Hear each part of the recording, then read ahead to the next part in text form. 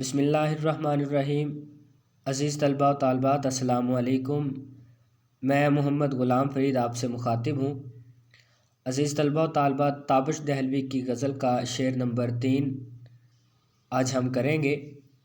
تابش دہلوی لکھتے ہیں کہ ہر ایک کار تمنا پر یہ مجبوری یہ مختاری، مجھے آسان نہیں ہوتا تجھے مشکل نہیں ہوتا۔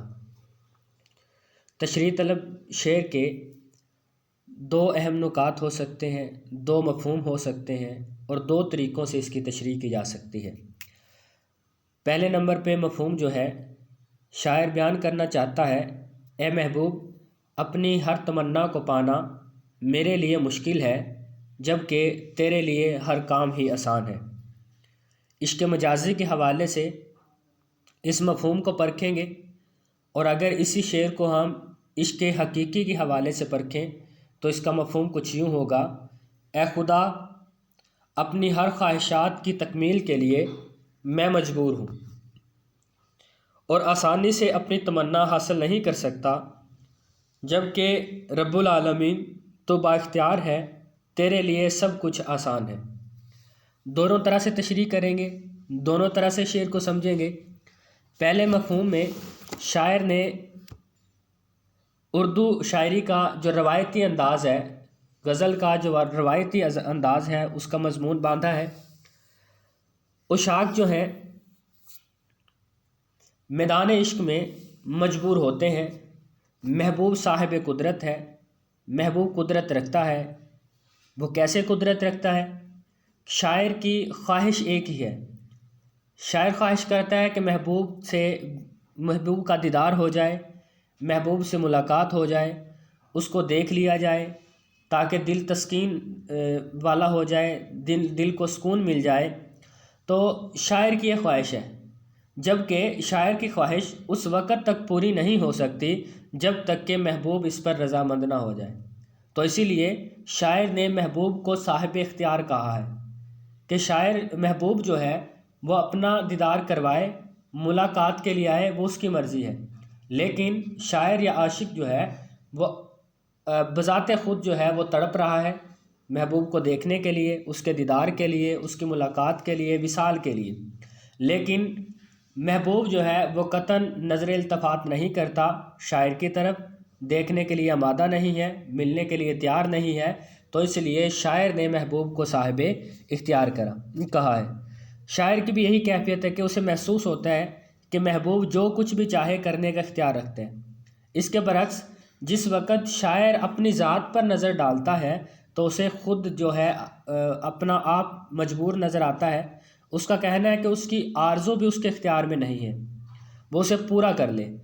اس کی ہر خواہش محبوب سے جڑی ہوئی ہے، لہٰذا اس کی تکمیل کا انحصار صرف محبوب پر ہے۔ شاعر کے لیے اپنی آرزو کو پایہ تکمیل تک پہنچانا انتہائی مشکل ہے۔ شاعر اپنی آرزوؤں کو پورا نہیں کر سکتا، کیونکہ شاعر کی جتنی بھی خواہشات ہیں وہ اپنے محبوب کے متعلق ہیں، اور خواہشات اسی وقت پوری ہوں گی جب محبوب اس سے ملنے کے لیے تیار ہوگا، مثال کے لیے تیار ہوگا۔ تو اس لیے شاعر نے کہا کہ میں مجبور ہوں جبکہ میرا محبوب با اختیار ہے، اگر محبوب چاہے تو میرے دل کی خواہش پوری ہو سکتی ہے۔ دوسری اس کی تشریح عشق حقیقی کی بات کرے تو ساری کائنات رب العالمین کے قبضہ قدرت میں ہے، وہ جو چاہے ہوتا ہے، بندہ مجبور ہے اور ناتواں ہے۔ اس شعر میں اللہ کا با اختیار ہونا اور انسان کا بے اختیار ہونا اس کا ذکر کیا گیا ہے۔ ان اللہ علی کل شیء قدیر کا ذکر کیا گیا ہے۔ شاعر بیان کیا کرنا چاہتے ہیں؟ شاعر کہتا ہے خدا تعالیٰ کی ذات جو ہے وہ قدرت کاملہ رکھتی ہے۔ شاعر نے اللہ تعالیٰ کی ذات سے مخاطب ہو کر کہا ہے، یہ عرض کی ہے اور اپنی مجبوری کو ظاہر کیا ہے اور خدا کے اختیار کا ذکر کیا ہے۔ وہ کہتا ہے کہ اے خدا، تیرے قبضہ قدرت میں زمین و آسمان ہے، تجھے ہر چیز پر مکمل اختیار ہے، تو کن کہتا ہے فیکون پس ہو جاتا ہے، تیرے اشارے پر کائنات چلتی ہے۔ اس کے برعکس ایک انسان وہ چاہے اشرف المخلوقات ہے لیکن مجبور ہے، وہ جو کچھ بھی کرنے کے قابل ہے وہ خود نہیں کر سکتا، اس میں قدرت کاملہ ساتھ دیتی ہے۔ تو انسان کچھ بھی کرنے کے قابل نہیں، کیونکہ تمام اختیارات کس کے پاس ہیں؟ خدا تعالیٰ کے پاس ہیں، رب العالمین کے پاس ہیں، اور انسان کے اختیارات بہت کم ہیں، لہٰذا اس کے لیے کچھ بھی کرنا انتہائی مشکل ہے، نہایت مشکل ہے۔ بلکہ ایک شاعر کے مطابق تو انسان بالکل ہی مجبور ہے۔ شاعر کہتا ہے کہ ناحق ہم مجبوروں پر تہمت ہے مختاری کی، کہا کہ یہ ہم پر تہمت لگائے گی کہ ہم مختار ہیں، خود مختار نہیں ہیں ہم۔ ناحق ہم مجبوروں پر تہمت ہے مختاری کی، جو چاہے سو آپ کرے ہمیں ابس بدنام کیا، کہا کہ ہم تو بدنام ہیں، ہمارے پاس کوئی اختیار نہیں ہے، جبکہ رب العالمین کے پاس اختیار ہے، وہ جو چاہتا ہے کرتا ہے۔ شاعر نے اسی طرح ایک طرح سے موازنہ بھی پیدا کیا ہے، کیسے کہ اللہ با اختیار ہو، اللہ با اختیار ہے، انسان بے اختیار ہے، اس کا ذکر شاعر نے اپنے اس شعر میں کیا۔